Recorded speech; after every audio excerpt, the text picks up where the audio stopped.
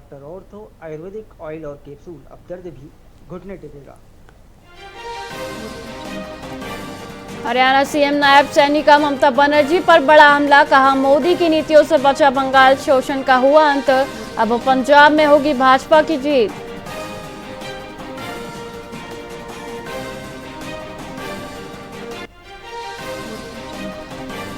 चौधरी भजनलाल पर रेखा शर्मा के बयान से हरियाणा में सियासी भूचाल, केंद्रीय मंत्री कृष्णपाल गुर्जर ने सांसद को दी नसीहत, कहा बड़े नेताओं हेतु मर्यादित भाषा बरतें।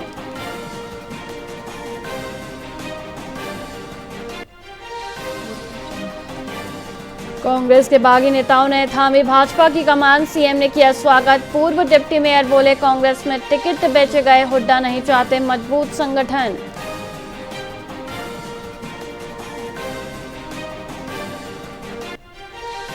सोनीपत कांग्रेस को बड़ा झटका, पूर्व डिप्टी मेयर मनजीत गहलावत और नीतू मलिक ने थामा भाजपा का हाथ, मुख्यमंत्री की मौजूदगी में बदला शहर का सियासी समीकरण।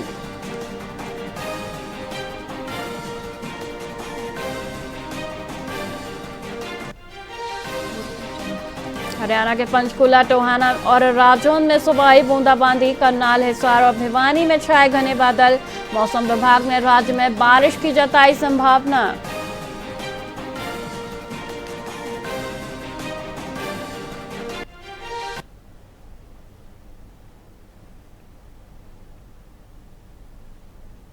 नमस्कार, आप देख रहे हैं वीआईपी न्यूज और मैं हूं आपके साथ वैशाली श्रीवास्तव। आइए रुक करते हैं खबरों की ओर। फतेहाबाद नगर परिषद के कर्मचारियों ने अपनी लंबित मांगों को लेकर दूसरे दिन भी क्रमिक भूख हड़ताल जारी रखी।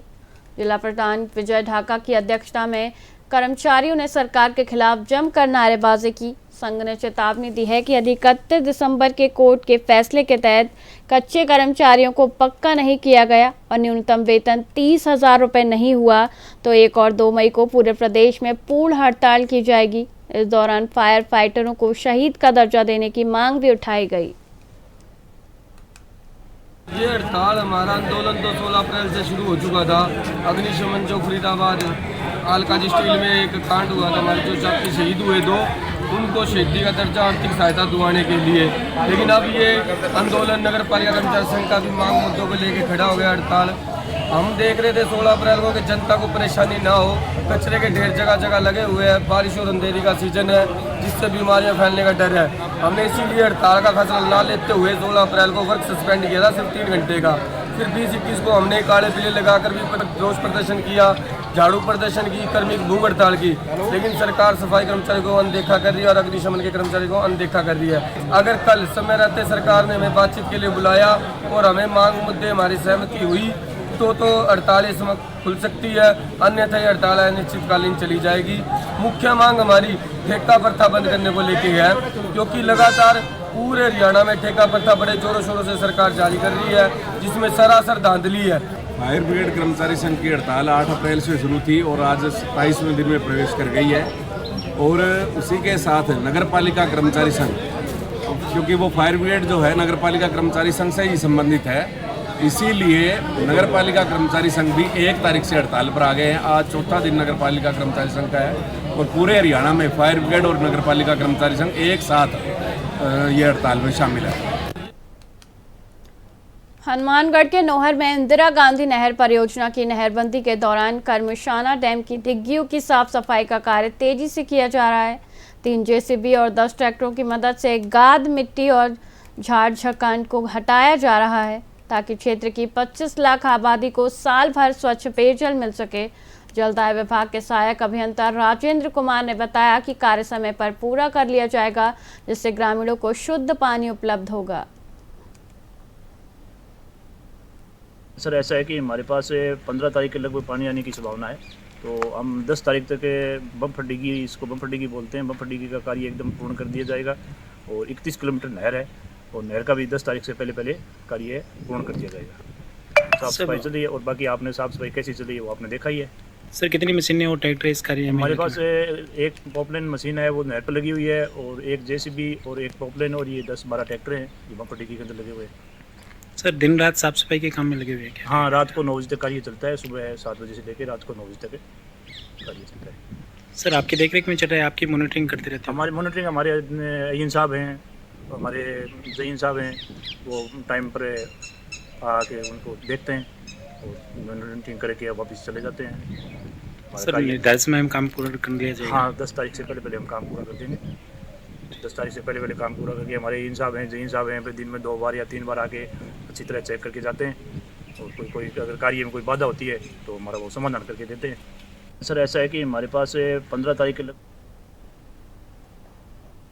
हरियाणा के पानीपत स्थित अर्जुन नगर में पतंग लूटने के प्रयास में हाई वोल्टेज तार की चपेट में आने से 3 बच्चे बुरी तरह झुलस गए। हादसे में 13 वर्षीय दीपांशु ने इलाज के दौरान दम तोड़ दिया, जबकि उसके 2 दोस्त घायल हैं। दीपांशु ने पतंग पकड़ने के लिए लोहे का तार फेंका था, जो बिजली की लाइन से टकरा गया। स्थानीय लोगों ने बिजली निगम पर लापरवाही का आरोप लगाते हुए कहा कि यहां पहले भी हादसे हो चुके हैं, लेकिन प्रशासन ने अब तक सुध नहीं ली है। ये वार्ड नंबर 25 अर्जुन नगर कावड़ी रोड पे ना रात ये हर महीने में ना हादसे होते रहते हैं। ये बच्चे तार की वजह से कोई लपट गया, कोई ट्रांसफार्म पड़ गया, कोई कुछ हो गया, कोई कुछ हो गया। हर हफ्ते कोई ना कोई न्यूज आती रहती है। और इसमें अभी ना 3 बच्चे इसमें जल गए थे, एक गुड़िया जल गई थी, इसमें 2 लड़के थे। तो एक का तो ज़्यादा ही, लड़की थोड़ी बहुत आई, एक में पूरे घर में ही आग लग गई। बेचारे गरीब आदमी दिहाड़ी मजदूरी करते हैं, बेचारों की किताबें सारी जली बेचारे। ये निवेदन है थोड़ा सा ना इसमें देखें तार के ऊपर, नहीं तो थोड़ा सा ना बहुत हादसे आने वाले टाइम में और हादसे होंगे। ये वार्ड नंबर 25 अर्जुन नगर कावड़ी रोड पे ना रात ये हर हरियाणा के पानीपत में एसटीपी प्लांट की ब्लॉकेज खोलने उतरे 2 श्रमिकों सौरभ और अजय की दम घुटने से दर्दनाक मौत हो गई। दोनों मृतक जेजेपी के राष्ट्रीय महासचिव देवेंद्र कादियान की हैचरी में कार्यरत थे। परिजनों का आरोप है कि होल में जहरीली गैस होने पर समय पर एम्बुलेंस न मिलने के कारण यह हादसा हुआ। देवेंद्र कादियान ने एचएसवीपी प्रशासन पर लापरवाही का आरोप लगाया है। पुलिस ने शवों को पोस्टमार्टम के लिए भेजकर मामले की जाँच शुरू कर दी है। पे कॉल आया था, दोस्त के पास में काम करता था, तो मैंने कॉल उठाया तो बोला कि आधा घंटा हो गया तेरा भाई मिल नहीं रहा, गटर में नाले में गिर गया। तो फिर मैं वहाँ से चला, मखाई तम ढूंढो, तो मेरे को वहाँ से लग गया 1.25 घंटे सारे लग गए। तब तक ना कोई 112 की डायल वाली गाड़ी थी, ना कोई फायर ब्रिगेड थी, ना कुछ और था। इन्होंने बहुत लापरवाही करी है। अगर ये टाइम से पहुंच जाते तो एक आधे की जान बच भी सकती थी। 10 बजे 9:45 के आसपास फ़ोन आया जसपाल का कि वे ऐसे ऐसे हमारे हैचरी के साथ से कोई बड़ी पाइपलाइन जो एटीपी प्लांट जो 29 सेक्टर से इंडस्ट्रियल का जो गंदा पानी है, वेस्ट पानी, वो जो है आगे नाले में जा रहा था शिवा गाडुल्ला वाटर ट्रीटमेंट प्लांट पे। और जब 10 बजे हमें पता लगा तो हमने जो है पुलिस को कॉल की, फिर वहाँ एम्बुलेंस आई, परिवार वाले इकट्ठे हुए, हम इकट्ठे होकर रात को 12:30 बजे हमने एक एक करके निकाला। पहले जो है फायर ब्रिगेड वाले ने एक आदमी को निकाला जो कि हमारा बिहार से था, साथी जो वहाँ काम कर रहा था। दूसरा जो है भाई, उसको जो काम कर रहे थे ऑलरेडी, वो हमने उठाए। पता लगा कि भाई यहीं सो रहे हैं तो उनको उठवाया, भाग के वो अपनी मशीन लेके आए। और फायर ब्रिगेड की तो जो गैस की वो थी सिलेंडर, वो बंद ही हो गया। ये दुख की घड़ी है और इस दुख की घड़ी में जो है हम परिवार के साथ हैं। परिवार भी जानता है कि भाई इस तरीके से एक्सीडेंट हुआ है ये, और वो भी परमात्मा की मर्जी है। हम तो यही कहेंगे कि परमात्मा उन बच्चों को, दोनों को आत्मा को शांति दे और अपने चरणों में स्थान दे। यही हम इसकी पे कॉल आया था, दोस्त के पास में। यमुनानगर में जिला कांग्रेस ने सरकारी अस्पतालों में स्टाफ की भारी कमी को लेकर जगाधरी सिविल अस्पताल में मानव श्रृंखला बनाकर प्रदर्शन किया। कांग्रेस नेताओं ने आरटीआई का हवाला देते हुए आरोप लगाया कि स्वास्थ्य विभाग में 50% से ज्यादा पद खाली हैं, जिससे गरीब जनता निजी अस्पतालों में महंगे इलाज के लिए मजबूर है। कार्यकर्ताओं ने मुख्यमंत्री के नाम ज्ञापन सौंपकर रिक्त पदों को तुरंत भरने की मांग की और चेतावनी दी कि समाधान न होने पर भूख हड़ताल शुरू की जाएगी। हमने 15-20 दिन पहले जो है यमुनानगर सिविल हॉस्पिटल में थोड़ा प्रदर्शन किया था, क्योंकि कांग्रेस ने आरटीआई मांगी थी और आरटीआई में जो खुलासा किया है वो चुकाने वाले हैं, क्योंकि जो हमारे यहाँ सर्जन है 17 पोस्टें होनी चाहिए, लेकिन उनमें से 9 खाली है। जो 192 MBBS डॉक्टर होने चाहिए उनमें से सिर्फ 90 डॉक्टर हैं, बाकी सारी पोस्टें खाली पड़ी हैं। बताओ कैसे काम चलेगा। और मैं तो ये कहूँगा कि सिविल अस्पताल में कौन इलाज कराने के लिए आता है, गरीब आदमी आता है। जब गरीब आदमी की आप ये पोजीशन देख लो, लाइनें लग रही हैं OPD पे, और गरीब आदमी को जब इलाज नहीं मिलेगा, जब डॉक्टर ही नहीं मिलेगा, इलाज कहाँ से होगा। अब यहाँ 200 बेड का यमुनानगर हॉस्पिटल तो इन्होंने खड़ा कर दिया, लेकिन उस स्टाफ नहीं, उसकी वैल्यू क्या रह जाएगी। यमुनानगर के द्वारा पिछले दिनों सिविल हॉस्पिटल यमुनानगर के अंदर रोष प्रदर्शन किया गया था और एक CMO के माध्यम से मुख्यमंत्री जी का नाम ज्ञापन सौंपा गया था, और उसके अंदर हमने मांग की थी कि सभी जिला हॉस्पिटल के अंदर 50% स्टाफ की कमी है, डॉक्टर्स नहीं है, नर्स नहीं है, टेक्निकल स्टाफ नहीं है। तो इन सभी मांगों को लेके पिछले दिनों हमने प्रदर्शन किया था, सरकार ने इस तरफ कोई ध्यान नहीं दिया है।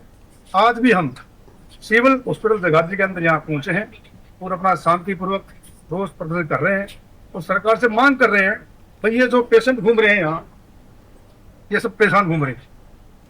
यमुनानगर के गांव शादीपुर में एक व्यक्ति ने घरेलू विवाद के चलते अपनी पत्नी की चुन्नी से गला घोंटकर हत्या कर दी।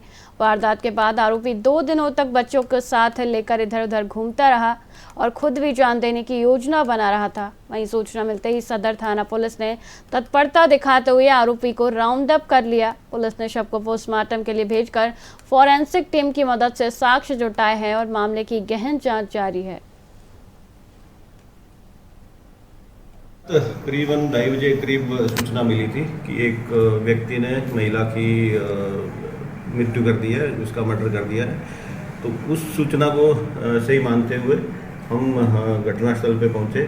जो घटनास्थल है गांव में किराए के मकान में रहते थे शादीपुर में। तो वहाँ इसके पति ने अपनी पत्नी का चुन्नी से गला घोंट के मर्डर कर दिया। लेकिन जब सूचना पुलिस को मिली तो इसमें तुरंत कार्रवाई करते हुए हमने इसको राउंड अप कर लिया है और डेड बॉडी को फॉरेंसिक टीम की जांच के बाद मोचरी में रखवा दिया और आगे की कार्रवाई अभी पोस्टमार्टम की चल रही है। सर, महिला गाजीपुर की रहने वाली है। इसका नाम नीलम है। इनका घरेलू क्लेश था, इनकी पहले लव मैरिज हुई हुई थी और करीबन ये 8-10 साल से यहीं शादीपुर में रह रहे थे और ये फैक्ट्री में काम करता था। करीब फिलहाल के लिए खबरों में इतना ही। देखते रहिए VIP न्यूज़। नमस्कार।